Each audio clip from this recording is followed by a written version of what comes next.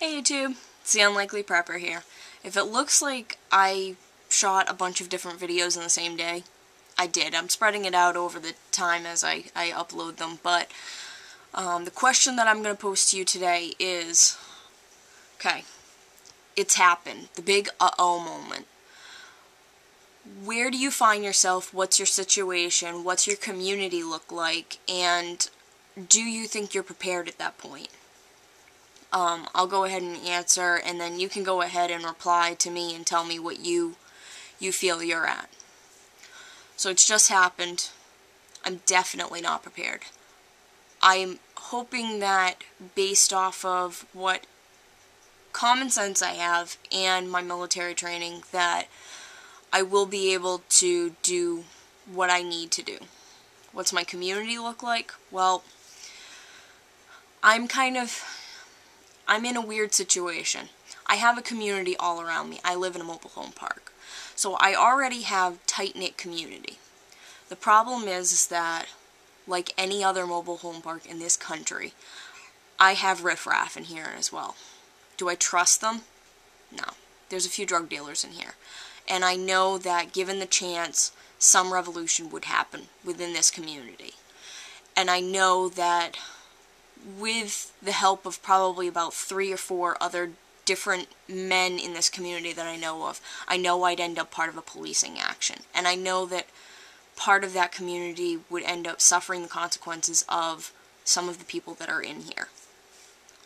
I also have an issue that without law and general rule, I would have issues with my next door neighbor, who is a convicted stalker and has had issues with stalking me for 2 years. So given the chance that he doesn't have to answer to the police, I would have major issues with him. So, this community, as much as I would definitely want to stay and help these people out, because there are a lot of elderly people in here that really would need the assistance, and I know that I could bring a lot to this community, and in general, because we all have small yards, we have small spots, we could be very close-knit. However, I don't have any other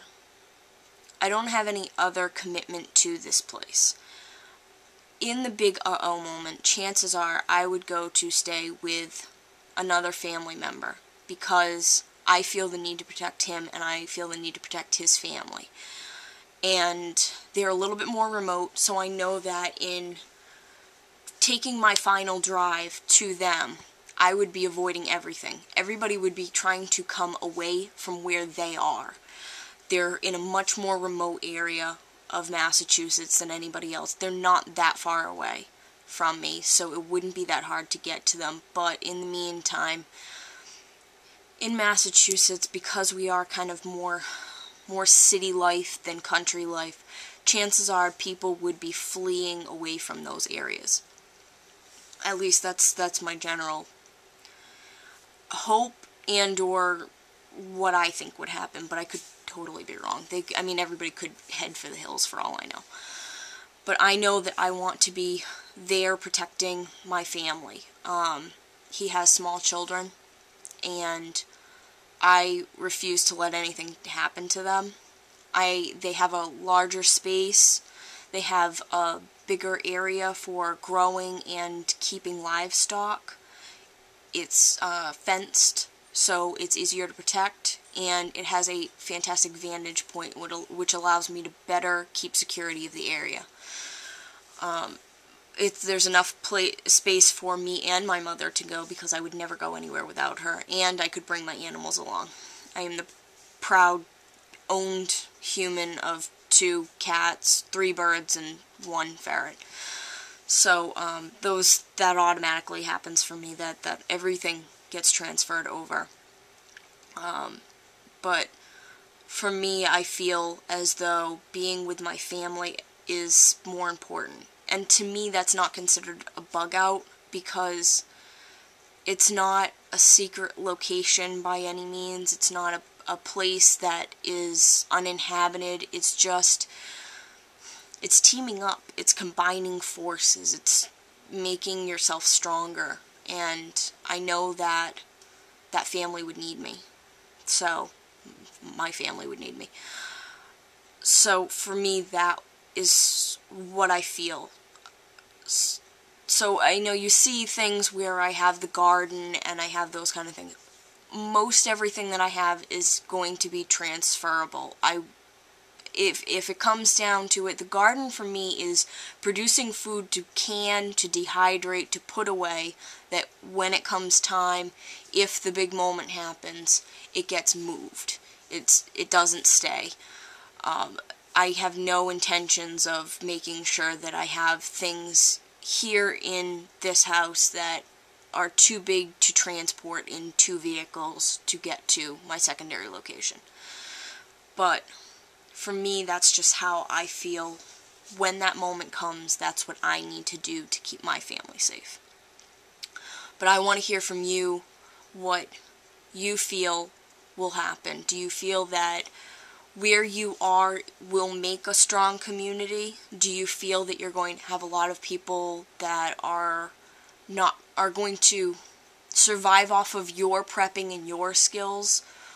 Or do you have a community and an area that where either you go to or where you currently are will be ready for when it happens, and that community will be strong in the diversity that's within it, and the knowledge that each person can bring to the table is enough for you?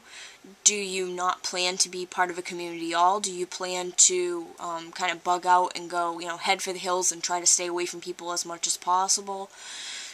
Do you not have a plan at all? I want to see where other people are at, just to kind of gauge where I am. I don't know how ready I am. I don't know if I've thought this out enough. I don't know how well I do. I'd have to hope at this point that what I know could carry me through. I haven't had a chance to purchase any books. I actually have 3 books on their way to me right now.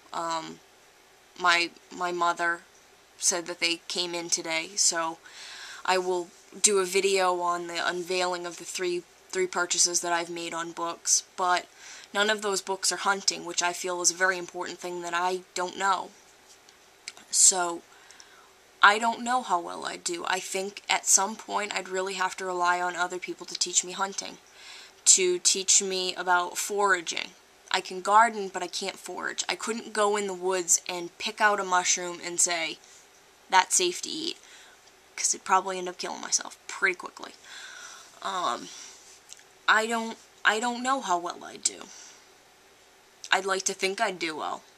And depending on the situation, I could either do alright or do dismally. If it ever came down to, and don't laugh, the zombie situation, the zombie apocalypse, I'm screwed. I have no firearms in which to protect myself. At that point, I don't have a machete right now. So, I couldn't do any damage, save for a shovel that I have in my shed. And I could probably bug in for a little while, but I don't think that my house is strong enough to really protect us at all. And at some point the food will run out. And I think that if I could get through maybe the first 5 to 10 days, maybe even 2 weeks, if I could get through the first 2 weeks, I think I could be okay. If I could get to the point where I could get away and get to a point where I could get weapons, I might be alright. If I could get myself into, a Dick's Sporting Goods or a Bass Pro Shop or, wherever might have a weapon stored, a ransacked police station, if I could get myself to somewhere where it had firearms and weapons that are usable for me, I think I'd be set from there. But I don't think that at this current point I would be set. Now, if it's a completely non-violent situation, just like the electricity goes out. I can't remember what they call those things, an electrical magnetic pulse or something like that. If it's something along those lines and there's still some level of society as we know it, whether it's that people take trying to protect the law in their own hands and they don't turn straight into hoodlums, we could be okay. But I still feel like getting firearms, getting weapons are some of the most important things that I can do right now. But now I want to hear from you. So, where do you think you're at? If it happened today, how likely are you to survive? What's the community situation? What's your plan? Are you okay? Or do you have a lot of work that you need to do like me? Alright? Can't wait to hear your responses, alright? Have a great night. Unlikely Prepper out.